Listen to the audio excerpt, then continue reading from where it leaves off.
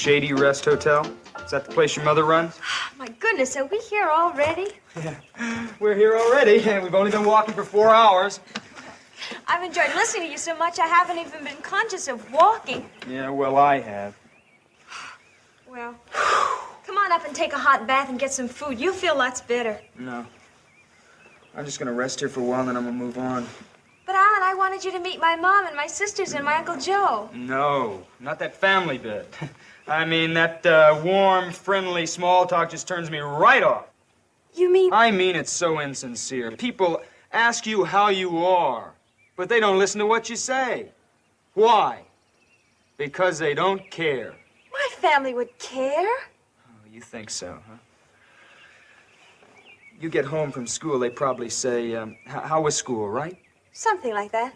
Well, I bet you that if you say lousy, they'll say, oh, that's fine, let's eat. Oh, baby, don't you see how confused you are? Yes, Alan, I am confused, but I want to find the truth, as you have found it. Please stay and help me.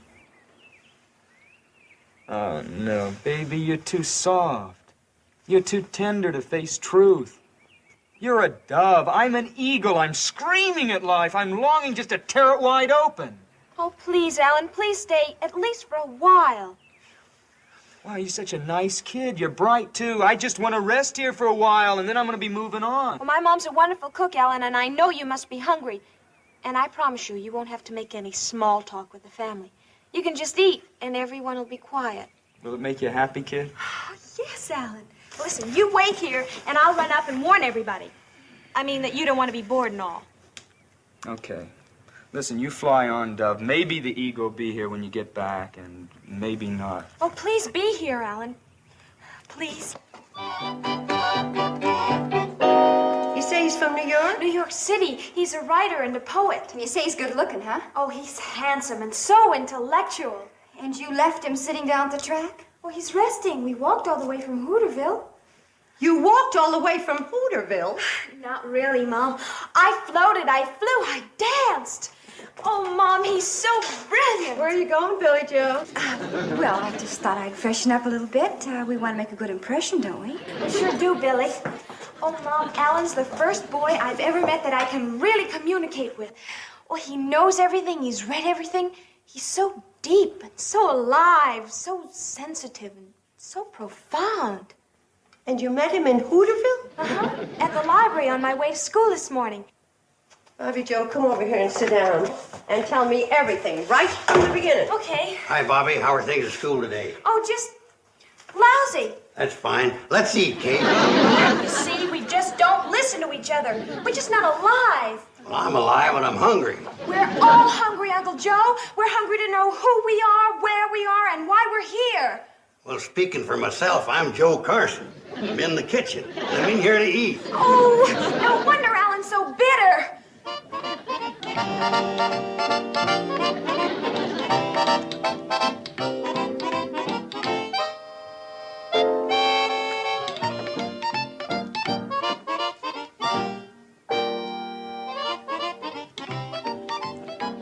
Oh, hello.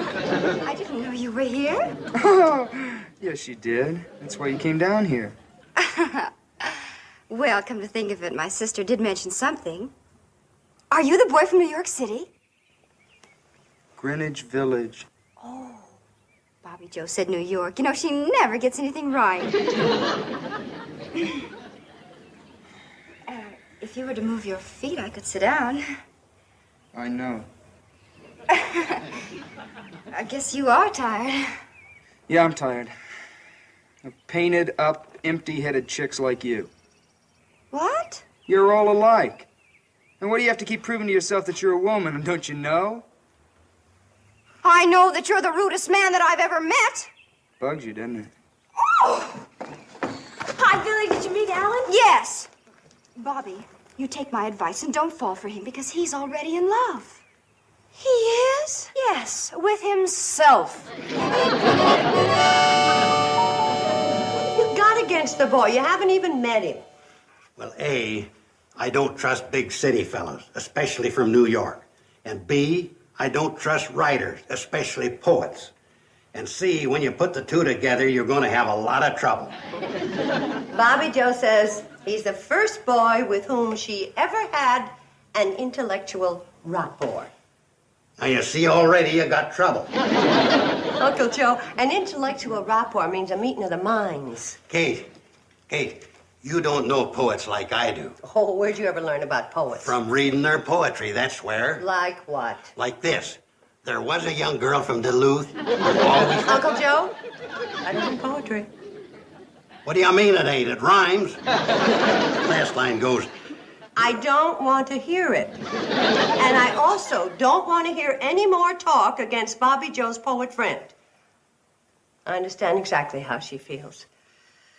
When I was a girl, I was in love with Longfellow, Whittier, Byron, Keats, Shelley. All at the same time. yeah, but one big city fella can be more dangerous than them 5 local boys put together. Mom? In here, Bobbie Jo. Mom, Uncle Joe, I'd like you to meet Alan Landman. How do you do, Mr. Landman? It's an honor to have you here. What kind of poems you write, Alan? My poetry is a cry of anguish in the tortured night. Oh, you write jingles for them indigestion commercials. Joe! Oh, no, I'm sure Mr. Landman is way above anything like commercial jingles. Oh, of course he is. My poetry is a scream of protest. I sound the alarm. I hang the bell on the cat. I shout in the atrophied ear of a sleeping America. Isn't that marvelous? Wonderful. You like it? It's absolutely fascinating, inspirational. You didn't understand a word I said. Not a word.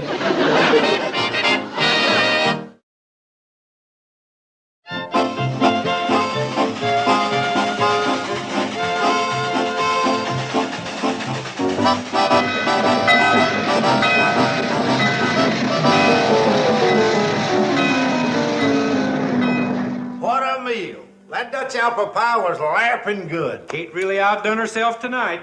So are you. You keep on eating like that, and you're going to have to back up to a door to knock on it. Oh, Uncle Joe, stop teasing Charlie. He's not so fat. I've seen people a lot fatter. Yeah, me too, but I had to buy a ticket. Mom, do I have to take part in that silly poetry reading? Oh, of course not, dear. You can wash the dishes. Well, you know, I'd rather wash the dishes than listen to you-know-who. Now that Mr. Landman is here, we can start the poetry discussion. Be seated, everybody. Now, I thought it'd be kind of nice if each of us recited a couple of lines from our favorite poem, and then I'm sure that Mr. Landman will favor us with one of his original compositions. Well, you started off, Kate. You're already on your feet. Take Charlie an hour to get to his. This is from the Rubaiyat of Omar Khayyam. Here, with a loaf of bread beneath a bough, a flask of wine, a book of verse, and thou beside me singing in the wilderness. And wilderness is paradisey now. Ain't that kind of risque for mixed company? I don't think so. They was just singing and drinking a little wine. But they're out in the wilderness. True. They could be married, it don't say. Man don't go out in the woods with his wife. Yeah, but he was drinking wine, don't forget. That's enough discussion. Who else has some poetry? You, Bobbie Jo? Oh, I'd rather just sit and listen, Mom. How about you fellas? Don't you have some poetry you like? Hey, here's a little poem I kind of like. I never seen a purple cow. I never hoped to see one. But I can tell you anyhow, I'd rather see than be one. Don't you get it? Feller says he'd rather see a purple cow than be a purple cow. Well, naturally. Who'd want to be a purple cow? You'll come to think about that, ain't so funny. I know a funny one. There was a young girl from Duluth. I think the time has come for our guest of honor, Mr. Alan Landman of New York City, to treat us to a sample of real poetry. Here, here. I'd be happy to take part in this gig, although I don't know whether I'm far enough out for you cats or not. This is my latest poem. A gut-thin, whining wind defiles the groaning bones of neon-blinded seekers after murky morning. The burning mud explodes, a screaming pathway to hollow thunder of agony. I fall, and cheated dreams. A toenail splits.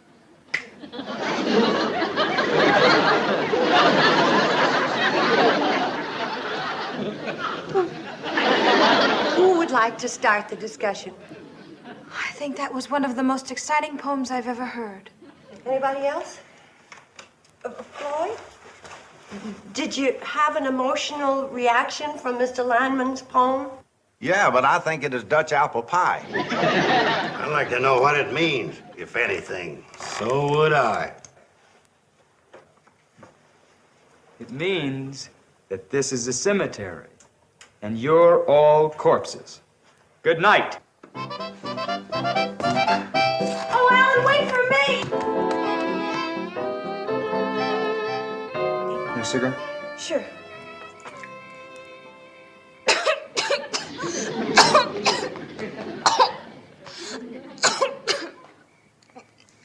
The wind. The wind's kind of chilly. The wind is kind of chilly. You know what E.I. Boyer says about the wind? What? The wind is a switchblade knife, slashing at the polluting smokestacks of urban insanity. Nature's rumble with a defiling beetle called man. Oh, I wish I could learn to express myself like that. Well, you'll never do it around here, baby. So long, I'm going for a walk. Can I come along? Oh, please. I mean, I won't talk. I'll just listen. Okay, kid?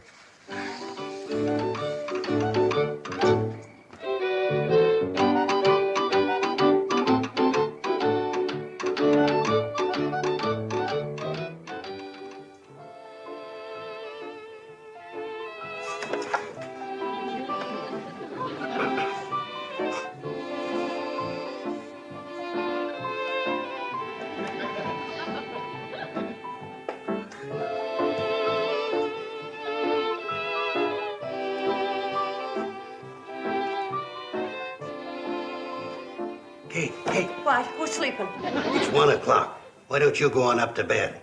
I'll wait up for Bobbie Jo and that poet. No, I want to see Bobbie Jo when she comes in. Well, in that case...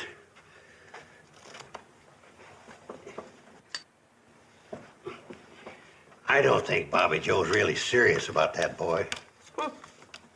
When I was her age, I nearly ran away with a boy just like him. That's what worries me. Yeah, but Bobbie Jo... Here they come.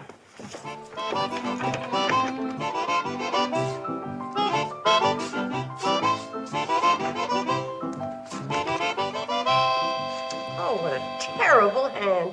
I ought to shoot you, Uncle Joe, for giving me cards like this. Oh, look who's here. Sorry we're late. Late? Is it late? I didn't notice. Mom, I know you're waiting up for me. Yes, I was. Go to bed, honey. I want to talk to Mr. Landman. Okay, but I want you to know that whatever he says, I'm completely on his side. Good night, Alan. Good night, baby. Good night, Uncle Joe. Am I leaving? Yes, you are. Good night, Pops. Uncle Joe, Mr. Landman said good night to you.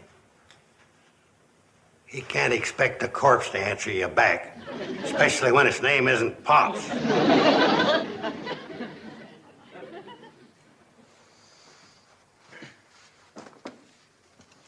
Okay, I'm gonna save you a lot of time. I'm crazy about Bobbie. We've been talking about me sending for her when I get to New Orleans. Uh-huh. Was that all you're gonna do? Just sit there and smile? Smiling on the outside, screaming on the inside. Tell me something, Mr. Landman. In view of the circumstances, don't you think you should call me Alan? In view of the circumstances, what I should call you, but I'll settle for Mr. Landman. Are you planning on getting a job when you go to New Orleans? Are you kidding? I mean, work is for suckers. Oh, I see. How are you going to live? Oh, I've got a lot of friends down there.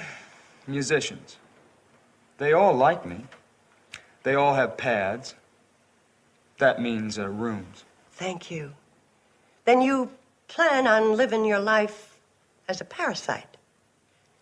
That means sponge. Listen, this is strictly nowhere. You got a lot of sick, old-fashioned ideas about working hard and living clean, and it's all a lot of junk. I'm too tired to listen. Now, Bobbie knows what she's getting into. It sounds good to her. I'll be taking off in the morning. Good night. You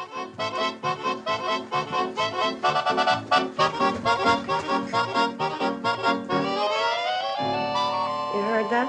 Yeah, it's bad. What are you going to do? I don't know.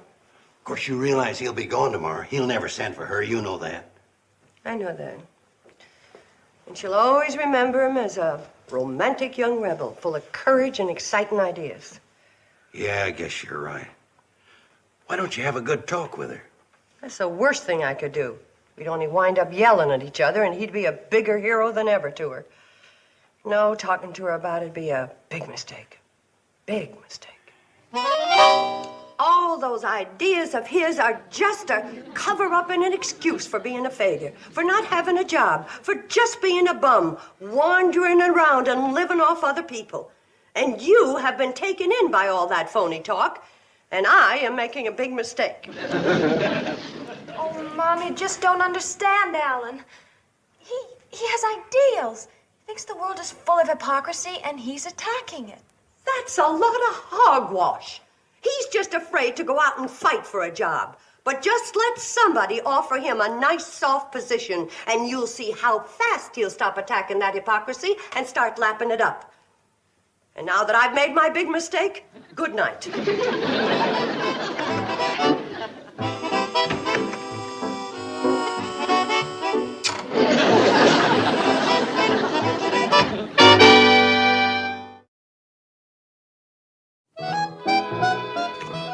Mother's just looking out for your welfare, Bobbie Joe.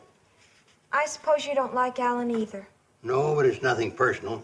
He's been nice to me. In fact, he told me I was the biggest square shooter he'd ever met. Of course, he took a poetic license and left out shooter. Thank you, Mrs. Bradley. Oh, Uncle Joe, I'd like you to meet Mr. Stanley. He's going to spend a couple of days with us, get away from the high pressure of big business. All right. This is my daughter, Bobbie Joe. Hello, Bobbie Mr. Joe. Stanley. You're leaving, Alan? Yeah, kid, but you'll be hearing from me. Oh, Mr. Landman, you should meet Mr. Stanley. He's from New York, too. Mr. Stanley, Mr. Landman. How are you, young man? You really want to know?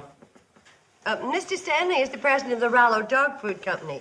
He was telling me all about his advertising problems. It's driving me out of my mind. I've offered a $2,000 bonus for a jingle I can use on radio and television, and no one in my agency can come up with one. $2,000 just for a jingle? Just a 4-line jingle. Mr. Landman is a poet. Oh, of course, he only writes high-class stuff. Is that so? $2,000. I know what's going on in your mind. You do? You think Alan's going to be tempted by that $2,000 and try to sell Mr. Stanley a dog food jingle. I don't think a superior artist full of ideals would do that. No, never. By the way, I thought your poet friend was leaving this morning. Well, he was, but he had to... Listen to this one, Mr. Stanley. Rollo dog food is never gummy. Can't form a ball in your puppy's tummy. Rollo dog food is doggone yummy. Oh, it has human appeal, but speaking from the dog's viewpoint, it doesn't make my tail wag. Then how about this one? When your poodle's feeling hollow, fill him up with a can of Rollo.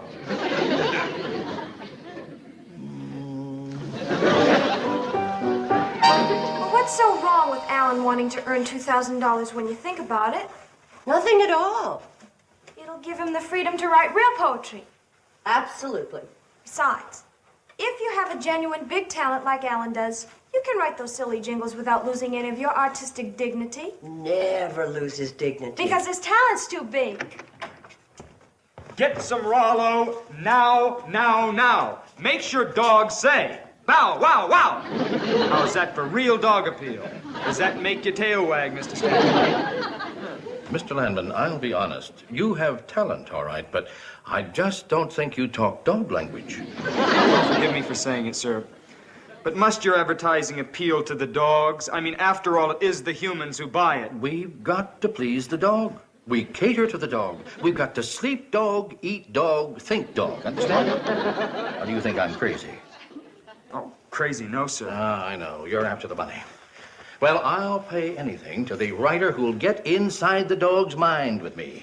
I'm in there, but I can't write. I really think I could do it, given a little time. I don't know. Dog persons are born, not made. You've either got that dog in you or you haven't. And I say you can't please a dog consistently if you don't have the dog's viewpoint. I feel I really have it, sir. I don't know. You're tempted by the money. No, really. Dogs, they seem to feel that I'm one of them. They accept me. Are you sure? Sometimes they pretend just to get food out of you. No, it's sincere. I warn you, you can't fool a real dog person. And I'm real dog, my boy. I'll tell you something confidential, may I? Please. When I see a cat, I want to chase it up a tree. Now you think I'm crazy, right? No, on the contrary. I've never told anyone, but I like to run after cars and bite at the tires. Oh, that's a good sign. You're not lying. I cross my heart and hope to get run over. This may be a great day for Rollo. I'd like to shake your paw. Bow, wow, wow.